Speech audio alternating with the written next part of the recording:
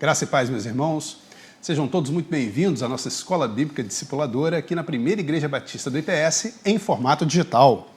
Hoje voltamos para o estúdio, depois de algumas lições onde estivemos transmitindo ao vivo no templo, no período de férias, janeiro e fevereiro. Hoje voltamos para o nosso estúdio, estamos aqui novamente estudando num ambiente mais íntimo, apenas eu, Lucas está aqui, não é, Lucas? Isso aí, só nós dois aqui agora. Perde um pouquinho daquela coisa de estar o pessoal presente, o pessoal interagindo e tal, mas a gente tem certeza que vai ser para a glória do Senhor e que também é bênção para a vida do meu irmão, da minha irmã que está aí nos acompanhando e nos assistindo. Hoje, continuamos o nosso estudo da Carta aos Romanos. A nossa revista é essa, Chamados para Ser Santos, revista Palavra e Vida. Se o irmão ainda não tem, a irmã ainda não tem a revista, pode entrar no site da Convenção Batista, e baixar a revista Palavra e Vida, e a edição é essa, estará lá disponível, é só baixar e acompanhar. Hoje a lição é de número 9. Então hoje a lição de número 9 do estudo que estamos fazendo da carta de Paulo aos Romanos. Lembrando que é a lição de número 9, mas nós estudaremos o capítulo 10 da carta aos Romanos. Então a lição de número 9, o nome da lição é o título, é o zelo que ignora, mas faremos uma leitura de Romanos capítulo 10. Antes de começarmos, nós vamos entregar este tempo ao Senhor, vamos orar, entregando este momento, pedindo que Ele esteja nos acompanhando nessa jornada de estudo dessa poderosa carta, que é a carta de Paulo aos Romanos. Oremos. Senhor Deus e Pai, nós agradecemos por este tempo, agradecemos porque estamos agora iniciando mais um momento de estudo da Tua Palavra, na sequência em que fizemos até agora, já a 10ª lição, já estamos na reta final das lições e também da carta. Agradecemos por todas as mensagens e tudo de precioso que o Senhor nos trouxe até agora. Pedimos que o Senhor esteja abrindo nossos corações e mentes para que possamos compreender também mais essa porção da palavra que está no capítulo 10 de Romanos. Obrigado por tudo, esteja conosco em todo o tempo. Em nome de Jesus. Amém. Amém. Então, capítulo 10 da carta de Paulo aos Romanos. É interessante que, quando a gente olha os capítulos 9, 10 e 11 da carta aos Romanos, elas formam um bloco só de assunto. É um tema só, capítulos 9, 10 e 11. É claro que dentro do contexto geral, até agora, é ainda o desenrolar de toda a linha de raciocínio dele, falando de Paulo, falando sobre a graça e como a graça influencia a relação de Deus, entre Deus e o homem, entre o homem e Deus, e como isso está junto ou em desacordo ou em acordo com a lei. É claro que ele vai colocando dessas maneiras, às vezes a gente pensa que está em desacordo ou não. Nós vimos, já estudamos tudo isso. A graça está sempre de acordo com a lei. A graça não invalida a lei. Por mais que, se a gente pega um texto isolado, a gente possa compreender isso, mas no contexto geral é isso. A graça, ela é complementar, ou ela é abrangente, ela abrange a lei. É isso que a gente tem que ter em mente. Nós sempre temos em mente que a gente sempre teve a ideia de que graça é um favor imerecido, e realmente é. Nós não merecemos a graça de Deus. Ele nos ofertou, nos presenteou com essa graça porque Ele quis. Então nós podemos compreender que a graça, como um favor imerecido, nós percebemos que ela é o meio que Deus colocou, o meio que Deus disponibilizou para que o homem se aproximasse de novo a Ele, para que o homem estivesse em comunhão novamente com Ele. Esse modelo, esse meio que nós chamamos de graça, se a gente olhar por essa forma ampla, nós vemos que a lei também era graça, porque a lei também foi um meio que Deus disponibilizou para que o homem estivesse em contato com Ele, em comunhão com Ele. É claro que a graça se resume na figura de Cristo, como muito bem disse o pastor Eric nosso pastor, que é inclusive nosso diretor de escola bíblica, nosso diretor de educação. Ele nos falou em algumas pregações, uma pregação anterior que ele fez, de que a graça ela é personificada e ela tem a representação em Jesus. Jesus é graça. Se a gente fosse condensar graça em um único termo, seria Jesus. Então, Jesus é graça e um dos meios que essa graça está disponível para o homem é por meio da lei. E nós vemos isso, Paulo ele vai desenrolando isso. É claro que ele faz a distinção dos termos, mas no frigir dos ovos e no fim das contas, o objetivo que nós temos que ter em mente é isso. Graça, lei, também é graça. A graça abrange também a lei. Mas nós vamos ver ao longo dessa lição de hoje que existem alguns pormenores ainda a serem explicados por Paulo sobre esse conceito entre lei e graça, sobre essa graça e como ela está definida e como ela se relaciona com a lei. Nós vimos no capítulo 9, o pastor Ralph nos falou na semana passada sobre a eleição de Israel. O capítulo 10, então, como faz parte do mesmo bloco, continua o desenrolar dessa ideia envolvendo basicamente Israel dentro do contexto da justiça que vem da graça. Então, o capítulo 10, Paulo continua desenrolando esse novelo, ele continua mostrando onde Israel se enquadra dentro desse plano de Deus, que é a justiça que vem através da graça, e como Israel encara isso. A gente vai ver hoje que o nome da nossa lição é O Zelo que Ignora. É um título meio estranho, mas a gente vai perceber que ele está muito bem, está representando muito bem aquilo que o capítulo 10 de Romanos diz. Aí a gente vai entender por quê. Para a gente começar, então, a gente vai ler o capítulo todo de Romanos 10, mas a gente vai lendo aos poucos, de acordo com o desenrolar. A gente não vai lê-lo todo de uma vez, a gente vai lendo aos pouquinhos. E a gente vê que, quando Paulo termina o capítulo 9, ele começa o capítulo 10 dizendo o seguinte: Irmãos, capítulo 10, verso 1. Irmãos, o desejo do meu coração e a minha súplica a Deus em favor deles é para que sejam salvos. Bom, deles quem? Dos judeus. Ele está falando dos hebreus. Então, Paulo está falando aqui que a súplica do coração dele e o desejo do coração dele, ou seja, o que ele deseja e aquilo que ele realmente ora para que aconteça é que os judeus sejam salvos. É interessante que Paulo ele fala que é de todo o coração, né? O desejo do meu coração. O nosso autor traz a explicação de que, no contexto em que Paulo escreve, coração vai muito mais do que sentimento, vai muito mais do que aquilo que você sente. Seria o termo aqui utilizado, representa todo o ser humano, na sua completude. Então é como se Paulo estivesse dizendo assim: olha, eu desejo de todo o meu ser, de todo o mais profundo do meu ser, que eles se convertam, que eles sejam alcançados, que eles sejam salvos. A gente vê que no capítulo 9, Paulo chega ao extremo de dizer que ele seria anátema, né? Maldição, ele se colocaria como maldição se fosse para a salvação dos judeus. Ele chega a esse extremo de falar isso. E aqui ele diz que ele ora, e ele busca, e ele ora, e o desejo dele é que haja salvação para os judeus. É interessante que, se a gente for pegar esse termo especificamente, a gente começa a perceber aqui uma coisa interessante. Como nós devemos apresentar Deus e o seu plano ao homem. A gente vê que Paulo aqui, ele ora, é o desejo do coração dele, é a súplica dele, mas em nenhum momento há uma imposição disso para aqueles, ou para os judeus, para aqueles que não estão crendo, para aqueles que estão em desacordo com a verdadeira vontade de Deus. E a gente vê que Paulo coloca isso dessa forma e é assim que ele age. A gente vê, por exemplo, lá em Colossenses 4:6, Paulo diz o seguinte: que a palavra dita por vocês seja sempre agradável, temperada com sal, para que saibam como devem responder a cada um. E Pedro nos diz na sua primeira carta, 1 Pedro 3, 14 e 16, o seguinte: mas mesmo que venham a sofrer por causa da justiça, isso Pedro falando para nós, vocês são bem-aventurados. Não tenham medo das ameaças, nem fiquem angustiados. Pelo contrário, santifiquem a Cristo como Senhor no seu coração, estando sempre preparados para responder todo aquele que pedir razão da esperança que vocês têm. Então, toda vez que alguém nos inquirir, nos perguntar e nos confrontar, nós temos que, segundo Pedro, temos que estar sempre preparados para responder a todo aquele que pedir razão da esperança. Porém, ele continua: mas façam isso com mansidão e esperança, com mansidão e temor, com boa consciência, de modo que naquilo em que falam mal de vocês, fiquem envergonhados esses que difamam a boa conduta que vocês têm em Cristo. Meus irmãos, olhando o que Paulo diz aqui pela salvação dos judeus, olhando o que ele fala em Colossenses, olhando o que Pedro diz, nós devemos, é nossa obrigação, defender Deus, a obra de Deus, o nosso estilo de vida, de acordo com a palavra de Deus, tudo isso é nossa obrigação defender. Mas nós temos que saber como defender. Não é com grito, não é com baixaria, não é com ofensa, não. É com mansidão, como diz Pedro, com boa consciência, com temor. Ou, como diz Paulo, palavras temperadas com sal.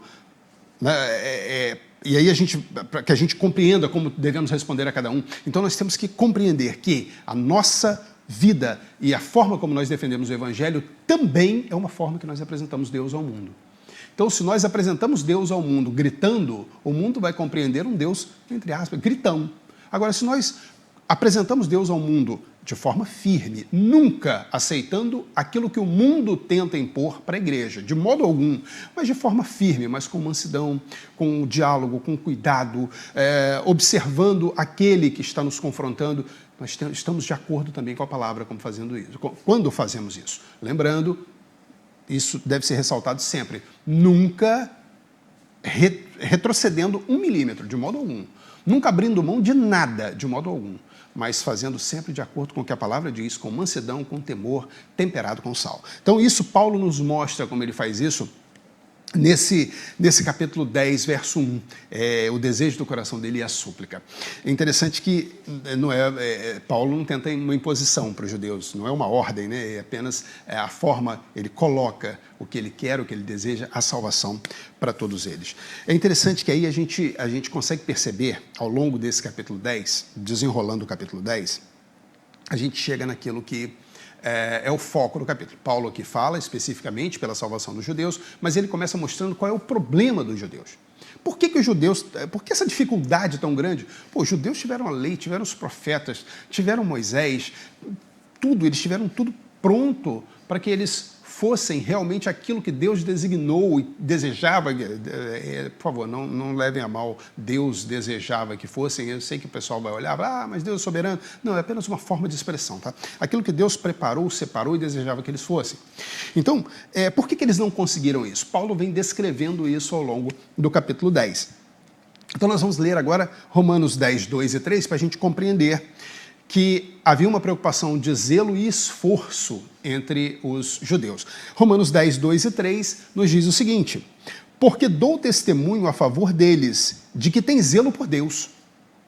Olha só o que Paulo começa dizendo. Eu dou testemunho a favor deles. Eles têm zelo por Deus. Porém, não com entendimento. Desconhecendo a justiça de Deus e procurando estabelecer a sua própria justiça, não se sujeitaram à justiça que vem de Deus. Então Paulo deixa muito bem claro nos versos 2 e 3 que eles eram zelosos por Deus, mas eles eram zelosos com falta de conhecimento, com falta de entendimento. Eles guardavam a lei, mas não em conformidade com aquilo que Deus queria. Eles achavam que a guarda da lei pela guarda da lei, e nós vamos ver isso ainda melhor nos próximos versos, a guarda da lei pela guarda da lei era suficiente. E isso gera um problema muito sério. Quando você tem a guarda da lei de Deus, pura e exclusivamente por ela mesma, sem que haja a intervenção e sem que a gente procure saber o que realmente Deus quer para isso, o resultado disso chama-se fanatismo.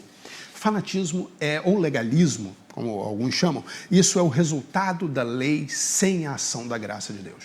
E nós vemos que Paulo mesmo passou por isso. Se nós olharmos, por exemplo, Atos, capítulo 7, a partir do verso 54, até a primeira parte do verso 1 do capítulo 8, então Atos 7, 54 até o 8, 1, o início, olha o que a palavra nos diz.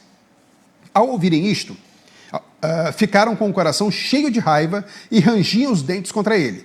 Mas Estevão, cheio do Espírito Santo, fitou os olhos no céu e viu a glória de Deus, e Jesus, que estava à direita de Deus, então disse: eis que vejo os céus abertos e o Filho do Homem em pé à direita de Deus. Eles, porém, gritando bem alto, taparam os ouvidos e, unânimes, avançaram contra ele, e, expulsando-o da cidade, o apedrejaram. As testemunhas deixaram as capas deles aos pés de um jovem chamado Saulo. E enquanto o apedrejavam, Estevão orava dizendo: Senhor Jesus, recebe o meu espírito. Então, ajoelhando-se, gritou bem alto: Senhor, não os condenes por causa deste pecado. E depois que ele disse isso, morreu. E Saulo consentia na morte de Estevão. Então a gente vê que Saulo estava presente na morte de Estevão, consentia na morte dele, meio que financiou a morte dele, podemos entender, ou financiou a morte. Não necessariamente de forma financeira, né, mas pelo menos de forma moral. Isso é claro, fica claro no texto bíblico que moralmente ele financiou a morte de Estevão. E isso fazia parte do legalismo com que Paulo via a lei. E ele, se olharmos o capítulo 9 ainda do livro de Atos, versos 1 e 2, olha o que o texto diz. Saulo, respirando ainda ameaças e morte contra os discípulos do Senhor, dirigiu-se ao sumo sacerdote e lhe pediu cartas para as sinagogas de Damasco, a fim de que, caso achasse alguns que eram do caminho, era assim que eram chamados, né, os cristãos, aqueles que eram do caminho, tanto homens como mulheres, os levasse presos para Jerusalém. Então, Paulo, com esse ímpeto legalista, Ele pediu cartas para levar preso o pessoal. E ele faz uma autoanálise, é muito interessante, meus irmãos. Em Filipenses 3, de 4 a 6, ele aí faz uma autoanálise. Olha o que ele diz. Filipenses 3, de 4 a 6. É verdade, ele está falando para Filipos, que era uma igreja formada por um povo muito orgulhoso, que se achava muito bom, era uma colônia romana, Filipos, então eles se achavam que estavam acima do restante, né, do povo. E aí Paulo, falando sobre orgulho, a gente vê que na carta de Paulo aos Filipenses, ele fala muito sobre essa questão de você quebrar o orgulho, de você ser humilde. É nesse, inclusive, que fala sobre aquele que é considerado o hino ao cristocentrismo, né?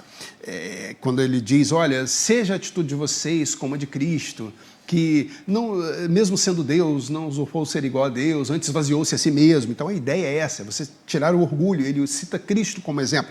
E em Filipenses 3, de 4 a 6, ele diz o seguinte: é verdade que eu também poderia confiar na carne. Se alguém pensa que pode confiar na carne, eu ainda mais. Fui circuncidado no 8º dia, mandamento judeu.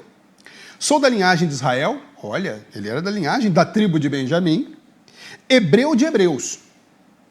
Quanto à lei, eu era fariseu, um dos grupos mais severos, né, com a questão de cumprir todos os preceitos da lei. Quanto ao zelo que há na lei, perseguidor da igreja. Quanto à justiça que há na lei, irrepreensível. Então, olha o que Paulo diz. É claro que ele está fazendo uma análise de quando ele vivia lá. Então, na visão dele, quando ele era fariseu, né, quanto à lei ele era fariseu, ele dizia que ao zelo que há na lei ele era perseguidor da igreja, e quanto à justiça que há na lei ele era irrepreensível. Paulo podia dizer que, na visão que ele tinha do farisaísmo que ele vivia, ele era irrepreensível de acordo com a lei. Olha que coisa fantástica que Paulo está dizendo aqui. Mas aí a gente encontra aqui em Romanos ele dizendo o seguinte: olha, a justiça que há na lei é aquilo, cumprir o que há na lei é impossível. Então, é como se ele estivesse dizendo assim, olha, eu achava tudo isso, mas depois ele mesmo diz, né, eu reputei tudo isso como nada. Quando eu me encontrei com Cristo, tudo isso não tem valor nenhum. Né? Ele continua dizendo isso na carta aos Filipenses. Então, a gente vê que esse legalismo estava presente na vida do próprio apóstolo Paulo, grande homem de Deus, é claro que antes da conversão. O texto que a gente leu, inclusive, de Atos 9, fala justamente sobre a conversão dele, foi um pouquinho antes da conversão, quando ele pede as cartas, e ele, no caminho de Damasco, ele então se converte. E a gente vê que isso estava presente na vida de Paulo. Paulo era um legalista, ele era um fundamentalista extremo, ele era alguém que colocava lei pela lei, não importa o que Deus quer, importa que eu estou seguindo a lei, importa isso. Só que isso gera dois problemas. Quando a gente olha dessa maneira, isso gera dois problemas. O primeiro deles é o seguinte, achar que Deus nos deve. Quando nós olhamos para a lei como Paulo olhava, dizendo que era irrepreensível diante da justiça que é na lei, a gente começa a achar que Deus nos deve. Como assim? Olha, eu sou tão bom, mas eu sou tão bom, eu sigo a lei de forma tão profunda e tão tremenda, que eu sou o maior representante de Deus na Terra. Então, olha, eu mostro para o mundo o que Deus realmente quer. A lei dele eu sigo passo a passo, vírgula por vírgula, tio por tio. Então, como eu sou tão bom assim, poxa, o Senhor tem que me abençoar, né? Então, Deus passa a ser devedor nosso, porque nós somos tão bons, nós representamos Deus de uma maneira tão tremenda, que a gente obrigatoriamente é obrigado a ser abençoado por esse Deus, já que nós estamos o representando de forma tão tremenda aqui. E o segundo problema que a gente tem, esse primeiro problema a gente encontra muita gente nisso até hoje, tá, meus irmãos? Muita gente que vive debaixo da graça, de acordo com a obra de Cristo, de acordo com o sangue de Cristo, mas se acha tão bom, mas tão bom que não precisa de mais nada e Deus é devedor dele. Eu posso encostar Deus na parede e dizer assim, olha, o que eu quero tem que ser feito, porque eu estou fazendo o que você quer. Fala assim mesmo, o que você quer, né? Estou fazendo o que você quer. Então, eu também quero uma contrapartida aí. Tem gente que está vivendo assim até hoje. Mas o segundo problema, Deus não, além de eu achar que Deus é meu devedor, eu também começo a achar, eu posso começar a achar que eu sou melhor do que o outro. E isso era um problema que Israel vivia muito. Israel vivia os dois. Mas Israel tinha essa questão de se achar superior aos outros. E se nós olharmos, meus irmãos, não existe em nenhum ponto da Bíblia, em nenhum lugar da Bíblia, é dito que Israel é superior às outras nações.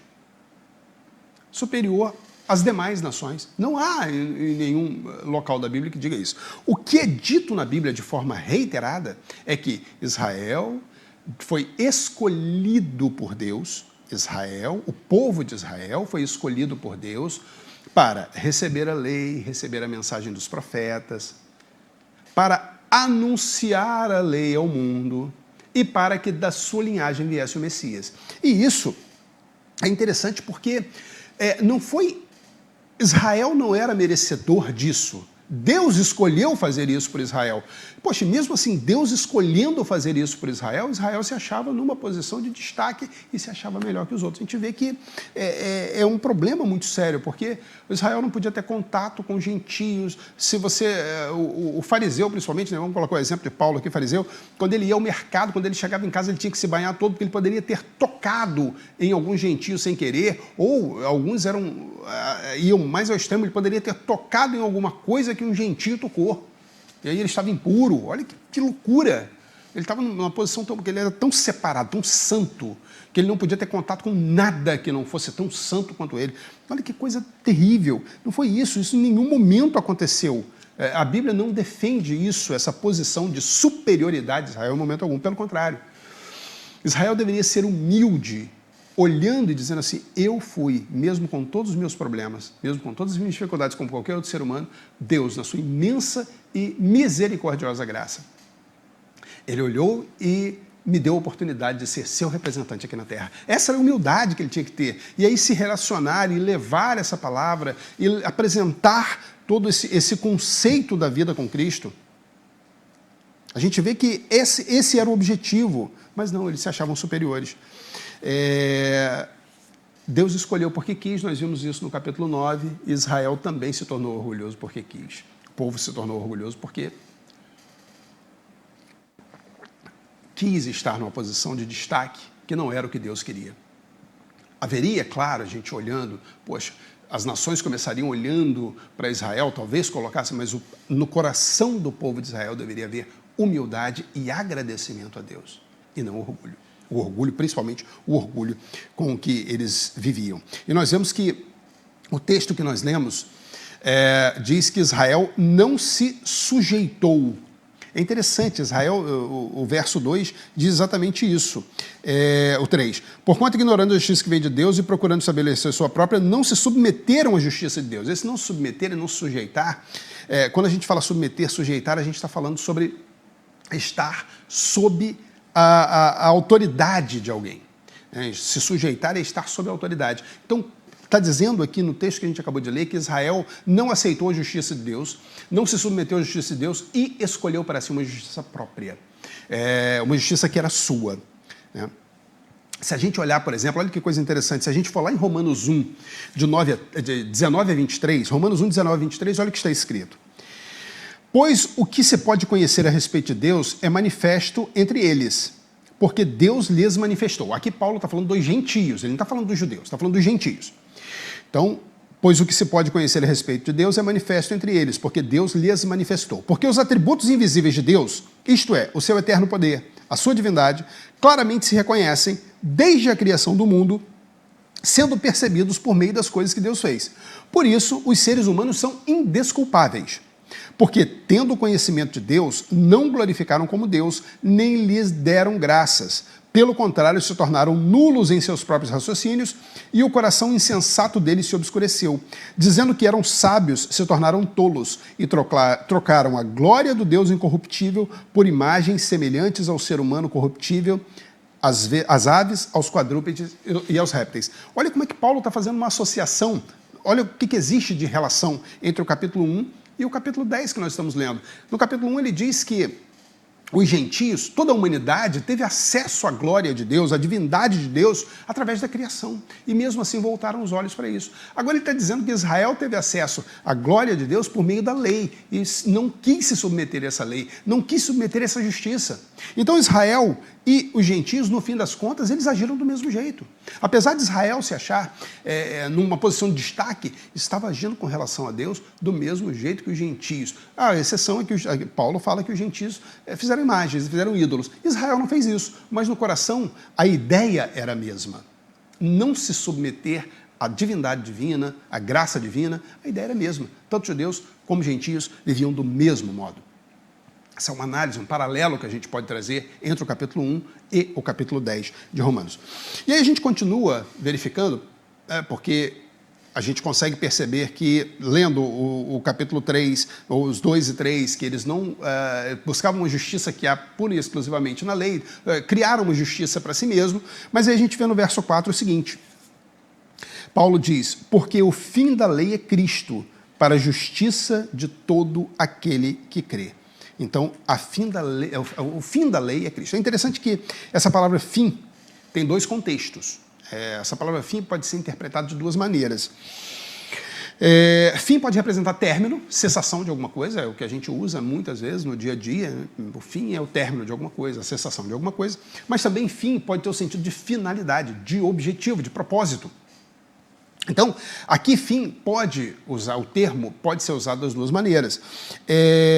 E aí, se a gente for interpretar da primeira maneira, ou seja, se a gente for interpretar o fim da lei é Cristo, então o que seria o fim da lei? Ou seja, a cessação da lei é Cristo, por quê? Porque em Cristo terminaria o legalismo. Então ele está falando para os judeus que, olha, o fim da lei é Cristo. Quando Cristo vem, você não tem mais legalismo, não tem mais fundamentalismo extremo, não tem mais nada disso. O fim da lei é Cristo. E quando a gente fala que o fim da lei é Cristo, ou seja, não há mais legalismo, não há mais aquele fundamentalismo extremo e não saudável, a gente percebe que o relacionamento do homem com Deus muda. O relacionamento do homem com Deus passa a ser não mais de credor e devedor. Eu estou fazendo aqui porque para Deus me abençoar, eu estou fazendo porque eu tenho que ser bonzinho, porque Deus vai me abençoar se eu for bonzinho seguindo a lei. Eu sigo a lei, eu sou bonzinho, Deus me abençoa. Não se baseia nisso. E também não se baseia em medo. Porque muitas vezes eu faço isso, eu sigo os mandamentos, eu estou seguindo a lei de forma, vírgula por vírgula, tio por tio, mas por quê? Por medo. Não, eu vou fazer não porque eu quero agradar a divindade, quero agradar ao Senhor. Não. Eu estou fazendo isso porque eu tenho medo dele me punir. Mas olha o que acontece, olha o que João diz. 1 João 4,18, primeira carta de João 4,18, João diz o seguinte: no amor não existe medo. Pelo contrário, o perfeito amor lança fora todo medo. Porque o medo envolve castigo, e quem teme não é aperfeiçoado no amor. Olha que interessante, é justamente isso que João explica para nós. O amor lança fora todo medo. No amor não há medo. Então, quando o meu relacionamento com Deus se baseia no amor, e quando eu sigo os mandamentos da lei por meio do amor, através do amor e por conta do amor, eu não sigo mais porque existe o meu medo, ou porque eu tenho medo de ser castigado. Mas eu sigo porque eu amo o Senhor.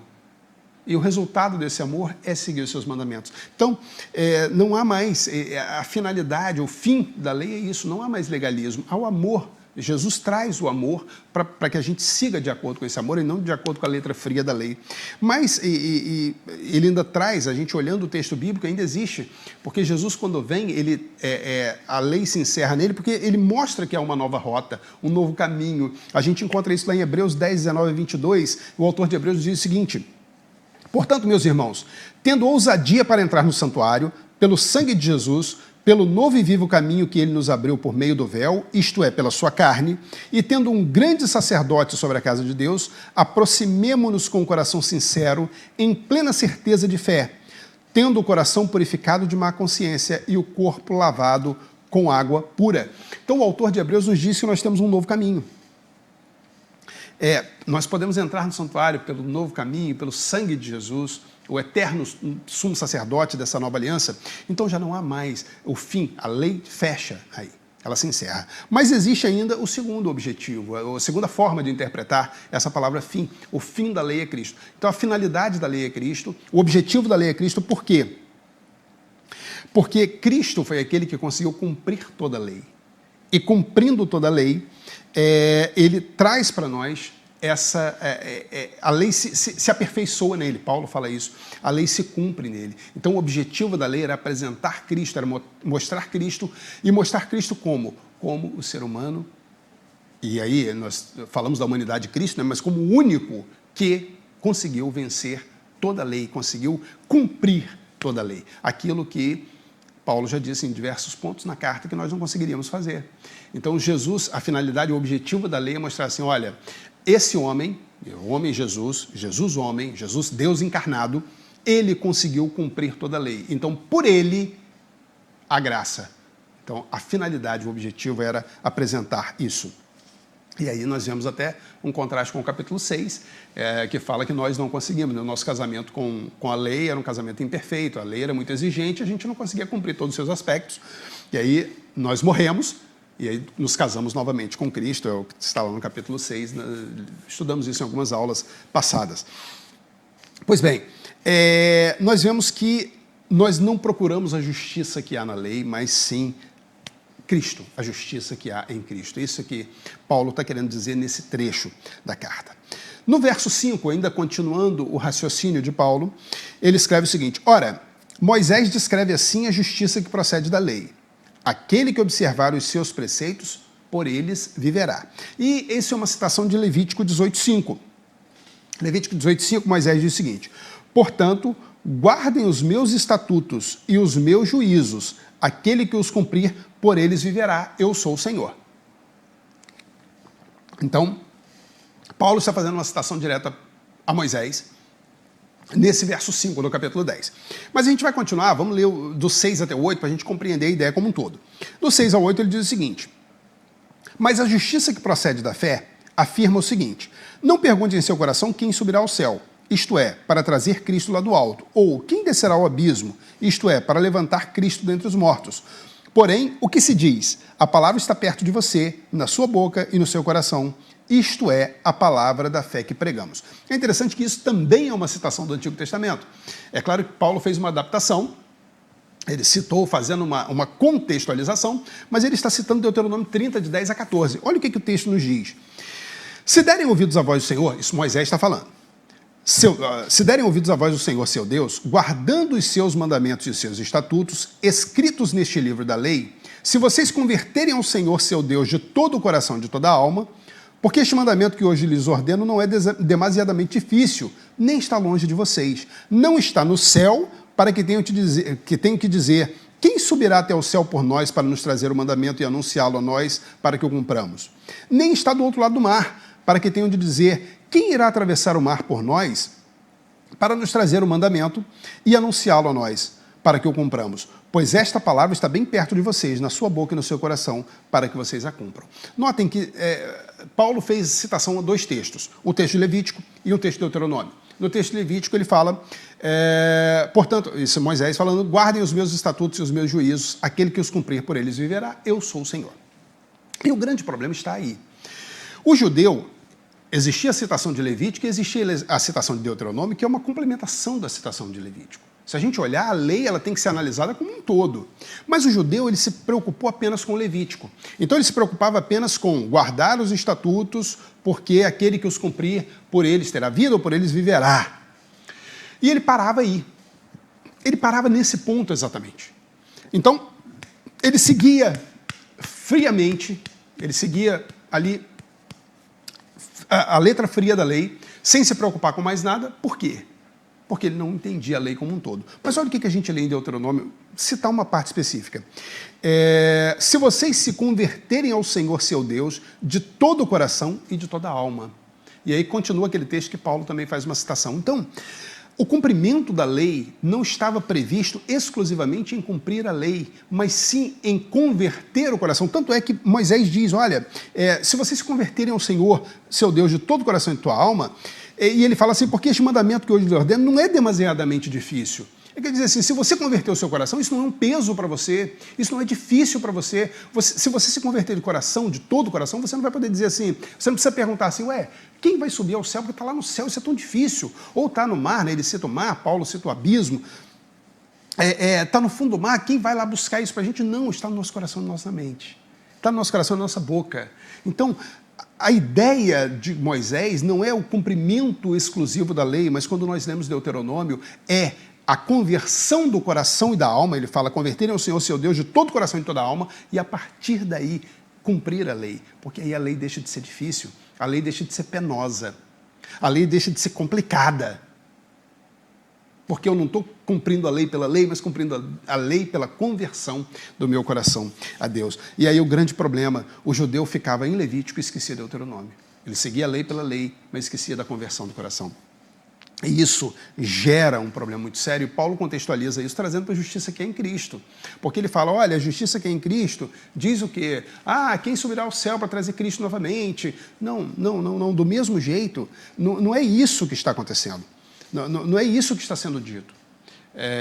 Você precisa, a partir do momento em que você converte o seu coração, que você aceita Jesus, que você a justificação, não há nada que seja tão difícil. Porque o trabalho vai ser em cima do amor, vai ser em cima da conversão que se dá. É isso que Paulo vem trazendo nesse texto. É como se a justiça estivesse dizendo para nós. É isso, né? A justiça fica trazendo essa mensagenzinha, porque ele fala, mas a justiça que procede da fé afirma o seguinte, a justiça afirma, não pergunte em seu coração quem subirá ao céu. Então é como se a justiça dissesse para a gente, olha, não pergunta quem subirá ao céu. Isto é, para trazer Cristo lá do alto, ou quem descerá ao abismo. Isto é, para levantar Cristo. Porém, o que se diz? É como se a justiça estivesse dizendo que você não precisa fazer nada disso. Você já é justificado e pronto, está resolvido. Não há mais nada, não há nada que precise ser feito além disso. Tá? Então, é esse o conceito, é essa contextualização que Paulo traz para nós, fazendo essa analogia entre Levítico, por isso que ele cita Levítico e logo depois cita Deuteronômio.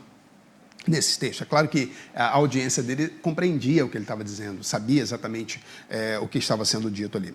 Mas é interessante que, quando a gente chega nesse ponto, Paulo já vem falando sobre a justificação de uma forma muito mais forte, ele entra num outro aspecto que a gente vai ver nos versos 9 e 10, que é a justificação, mas como se dá essa justificação? Há uma justificação, inegavelmente, mas como se dá essa justificação? E aí a gente tem que compreender que o Senhor, Jesus é o Senhor. Olha o que Paulo diz nos versos 9 e 10. Se com a boca você confessar Jesus como Senhor, e em seu coração crer que Deus ressuscitou dentre os mortos, você será salvo. Porque com o coração se crê para a justiça, e com a boca se confessa para a salvação.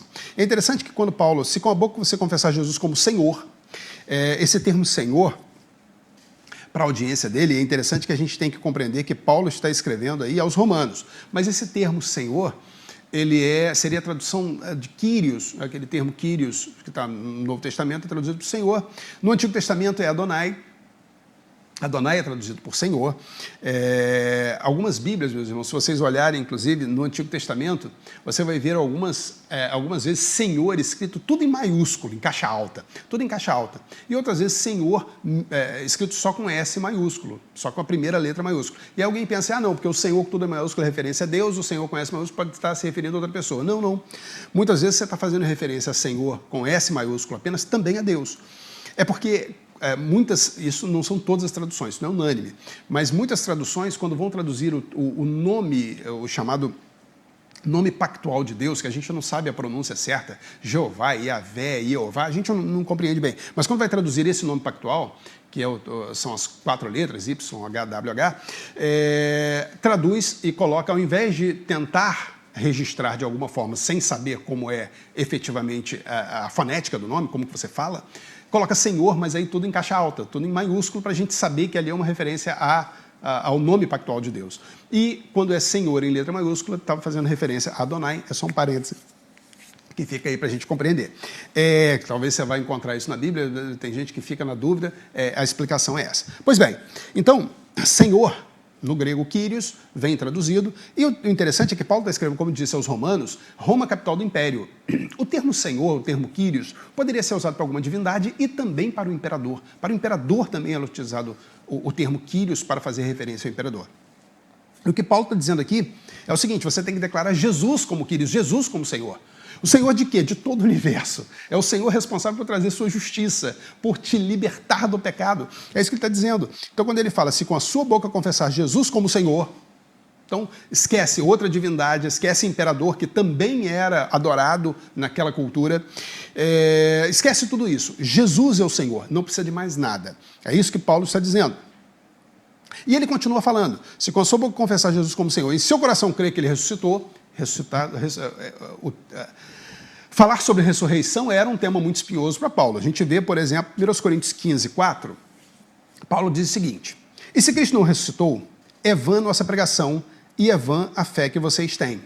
A ressurreição era um ponto muito sensível, porque para a mentalidade daquele povo não se falava em ressurreição. A filosofia de onde aquele povo descendia, não se falava em ressurreição, não dava para falar sobre ressurreição. É um negócio, a gente vê quando Paulo lá no Areópago, justamente quando ele começa falando sobre isso, quando ele fala da ressurreição, todo mundo vai embora. Ih, sobre isso a gente vê outra hora, a gente conversa depois, tal, porque a mentalidade racional, filosófica daquela cultura não se deixava compreender muito bem o aspecto da ressurreição. E não crer na ressurreição acaba gerando alguns problemas também. 2 em particular. O primeiro é que, se nós não cremos na ressurreição, nós não cremos que Jesus está vivo intercedendo por nós ao lado do Pai. E segundo, se nós não cremos na ressurreição, nós não cremos também que nós estaremos num processo de ressurreição também para viver eternamente com Cristo. Então são os 2 grandes problemas da ressurreição quando não se crê nela.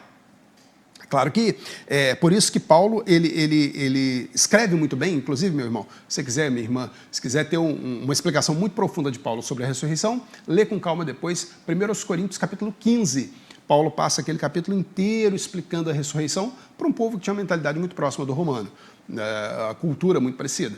Então, ele explica muito bem no capítulo 15 sobre a importância de se crer na ressurreição, e ele defende a ressurreição também no capítulo 15. Fica como lição de casa, meu irmão, minha irmã, 1 Coríntios capítulo 15, entendendo sobre a importância da ressurreição. Mas Paulo fala aqui também sobre a ressurreição, e ele diz que confessar com a boca porque com o coração se crê para a justiça e com a boca confessa para a salvação. É interessante que com a boca a gente dá o testemunho e com o coração a gente crê. E aí fica muito interessante, porque ele diz, se com a boca se confessar que Jesus como Senhor, se com sua boca você confessar Jesus como Senhor, e com o seu coração, ou em seu coração, crer que Deus ressuscitou dos mortos, você será salvo. Então são 2 elementos que você tem que fazer. Você tem que crer que Jesus foi ressurreto dos mortos, que ele ressuscitou dos mortos, e também confessar com a sua boca que ele é o Senhor.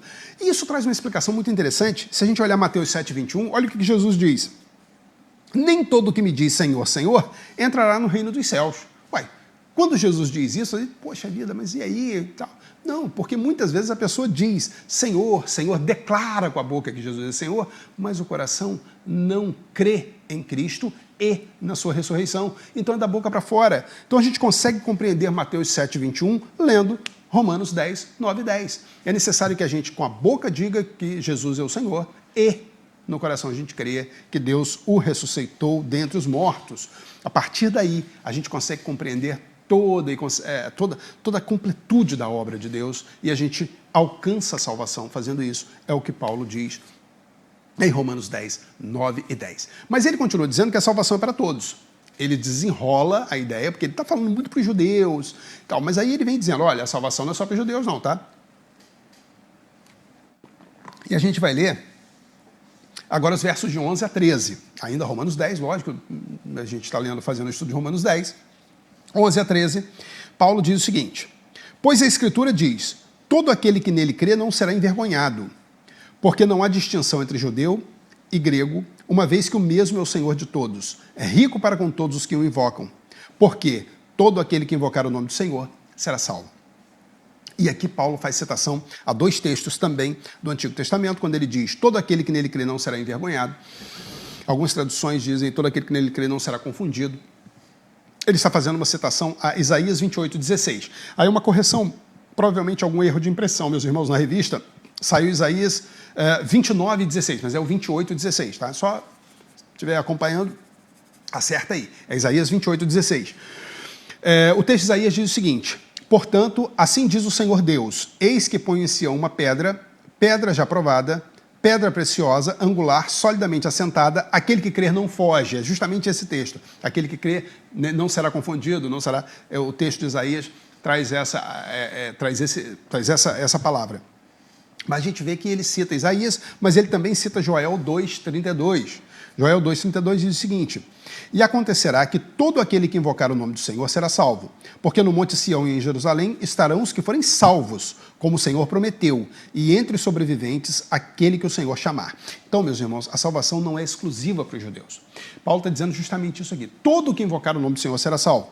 Não há uma distinção Não há que eu vou dizer assim, é só judeu. Não, não. Todo que invocar o Senhor. O Senhor está próximo, através da sua graça, de todo aquele que invocar. Através da graça dele. Ele é que permite isso. Tá? Então, Deus está próximo de todo aquele que o invocar por meio da sua graça. Tanto é que se nós olharmos Gênesis 12, 3, e aí mais uma correção, meus irmãos, na revista está Gênesis 12, 13. Gênesis 12, 13 já entra uma mentirada aí que Abraão tenta fazer com a esposa dele. Não é 12, 13, não. Tá? É 12, 3. 12, 3 diz o seguinte: abençoarei aqueles que o abençoarem e amaldiçoarei aqueles que o amaldiçoar. Em você serão benditas todas as famílias da terra. Então, não há distinção na hora da salvação. E aí a gente volta lá para aquele início que a gente falou sobre o orgulho de Israel por se achar superior às outras nações. Não, Israel tinha uma tarefa. É isso, Israel tinha uma missão. Só isso. Não é superior a nada. A missão era ser o depositário da lei, dos profetas e ser responsável pelo nascimento do Messias. Da linhagem nasceria o Messias. Nada além disso, deveria ser visto com humildade. E aqui a gente vê, não há diferença no plano de salvação para nenhum caso. Judeu, grego, gentio, não havia. E a gente vê que isso fica muito bem claro nesse texto que a gente leu. Mas fica para nós, aí traz Paulo vem discorrendo que existe uma questão a ser analisada. Por que o judeu, e aí a gente entra também no nosso contexto. Nos versos 13 a 15, ele diz o seguinte: como, porém, invocarão aquele em quem não creram? E como crerão naquele de quem nada ouviram? E como ouvirão se não há quem pregue? E como pregarão se não forem enviados? Como está escrito, quão formosos são os pés dos que anunciam coisas boas, ou boas novas. E aí Paulo deixa uma mensagem, olha, por que houve a necessidade de Israel e aí acaba refletindo em nós, qual é a nossa importância nisso? Por que Israel recebeu a missão? Por quê? Porque a salvação era para todos. Nós vimos isso. Todo aquele que invocar o nome do Senhor será salvo. Mas para invocar, e aí ele vem falando isso, para invocar é necessário crer. Para crer é necessário ouvir. Para ouvir é necessário alguém que pregue. Para que alguém ouça é necessário que alguém pregue. E para que alguém pregue é necessário que seja enviado. Então Paulo está dizendo exatamente isso aqui. Até estalei meu dedo. Está dizendo exatamente isso aqui. Olha, há uma associação. Israel foi enviado para que todos pudessem ouvir, crer e invocar. Então, para crer tem que ser invocado, ou melhor, para se invocar tem que crer, para crer tem que ouvir, para ouvir tem que haver quem pregue, e para alguém pregar, alguém tem que ser enviado. Então, é isso que ele fecha. Então, Israel tinha uma missão específica, e isso vem para nós. Hoje, essa missão é nossa. Nós não podemos fazer, desculpa a expressão popular, mas corpo mole. É a nossa função pregar a palavra. A omissão disso é descumprimento do mandamento de Deus. Nós não estamos cumprindo o mandamento quando a gente se omite da pregação da palavra. É fundamental, é norma, a igreja precisa, é mandamento do Senhor que a gente leve a palavra. A gente é justamente quem Deus hoje, Jesus nos enviou. Através da grande comissão, a nossa missão é essa, nós somos enviados. E aí a gente faz o inverso, né? Quando a gente é enviado, a gente prega. Quando a gente prega, as pessoas ouvem. Quando elas ouvem, elas creem. Quando elas creem, elas invocam. E aí todo aquele que invocar o nome do Senhor será salvo. É a nossa missão hoje, assim como foi para Israel no passado. Então a gente não pode, de jeito nenhum, se omitir disso. É claro que lembrando que, a gente tem que lembrar também, que a nossa função é pregar, mas a salvação vem pelo Espírito Santo.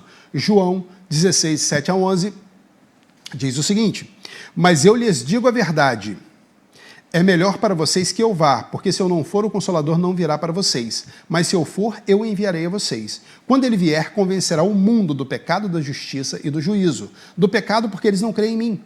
Da justiça, porque vou para o Pai, e vocês não me verão mais. E do juízo, porque o príncipe deste mundo já está julgado. Então a gente vê que a salvação vem por meio da ação do Espírito Santo. Nós somos responsáveis por enviar, por pregar a palavra, mas a salvação vem através da ação do Espírito Santo. É interessante que, quando Paulo chega nesse ponto, ele fala justamente sobre Israel ter sido enviado. A partir do verso 16, ele diz o seguinte, que aí a mensagem para nós, né? Hoje nós somos enviados, mas voltando a Romanos 10 e encerrando Vamos ler do 16 ao 21, olha o que Paulo diz. Mas nem todos obedeceram ao evangelho, pois Isaías diz, Senhor, quem creu em nossa pregação? E assim a fé vem pelo ouvir, e o ouvir pela palavra de Cristo. Mas pergunto, será que eles não ouviram? É claro que sim. A voz deles se espalhou por toda a terra, e as palavras deles alcançaram os confins do mundo. Pergunto mais, será que isso não chegou ao conhecimento de Israel? Moisés já dizia, eu farei com que vocês fiquem com ciúmes de um povo que não é nação. Por meio de gente insensata eu os provocarei a ira.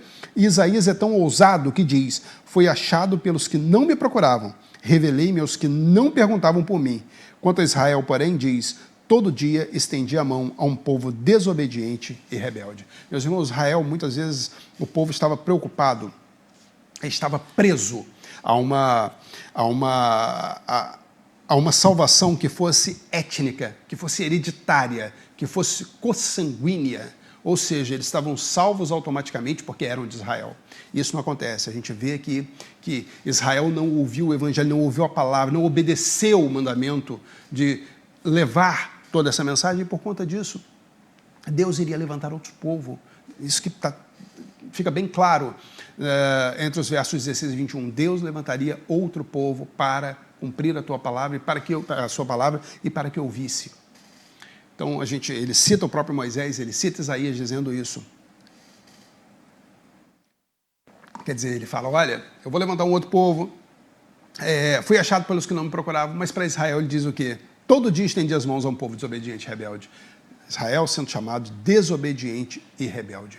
E Israel sendo depositário da lei, depositário das promessas, depositário das obras do Senhor e depositário da promessa do Messias, principalmente, é indesculpável. Eles tinham acesso a tudo. Eles saberiam o que deveriam fazer, como deveriam fazer. Não fizeram porque não quiseram. Isso eles, do mesmo jeito que os gentios, lá no capítulo 1, são indesculpáveis porque a criação, a obra de Deus mostra a sua grandiosidade e a sua divindade, do mesmo jeito Israel aqui é indesculpável. Israel não pode. Não, ele conhecia, sabia, e ele não pode dizer assim, não é bem assim. Não, é indesculpável. Meus irmãos, nós vamos concluir a lição de hoje lendo a conclusão que o nosso autor traz na revista, e ele diz o seguinte: acreditar na salvação via consanguinidade e por méritos pelo cumprimento da lei fazia que os israelitas se achassem um povo exclusivo, como se Deus fosse somente de Israel. A fim de confrontar o exclusivismo judaico, Paulo afirma que Deus foi encontrado por quem não buscava e se revelou a quem não perguntava por ele, fazendo referência aos gentios, que mesmo sem terem tido todos os privilégios de Israel, ouviram a mensagem do evangelho e aceitaram o socorro divino pela justiça que provém da fé. Israel, embora Deus sempre tivesse de mãos estendidas, escolheu a rebeldia e desobediência. Deus, porém, mantém as mãos estendidas para todos aqueles que creem, independentemente de serem judeus ou gentios. E aí ele deixa algumas mensagens. Para pensar e agir, o nosso autor deixa. Você deseja com todo o seu ser que as pessoas sejam salvas? Você anuncia o evangelho respeitando a consciência dos outros? Lembre-se que temos que ter palavras temperadas com sal. E por fim, você crê em Jesus como o único Senhor e Deus que ressuscitou? Você crê em nossa ressurreição? Ficam mensagens, perguntas para que a gente possa refletir e colocar em prática aquilo que nós aprendemos. E a gente volta lá para o título da lição, o zelo que ignora. E por que o zelo que ignora? Porque Israel estava tão preso no zelo pela lei que ignorava o que Deus realmente queria. Olha que coisa profunda, meus irmãos. Será que a gente não está no mesmo ponto, não? Será que a gente está tão preocupado na letra fria da Bíblia que a gente está ignorando o que Deus realmente quer? Não podemos, de modo algum, retroceder 1 milímetro daquilo que Deus tem e da mensagem dele. Não podemos, de modo algum.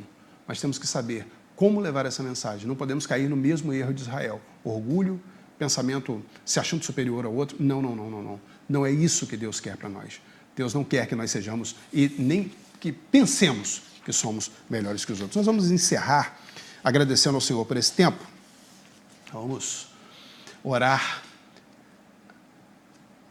Tão profundo esse texto que a gente leu, apesar de Paulo estar escrevendo lá para Israel, mas é uma coisa que fala tão presente aos nossos corações.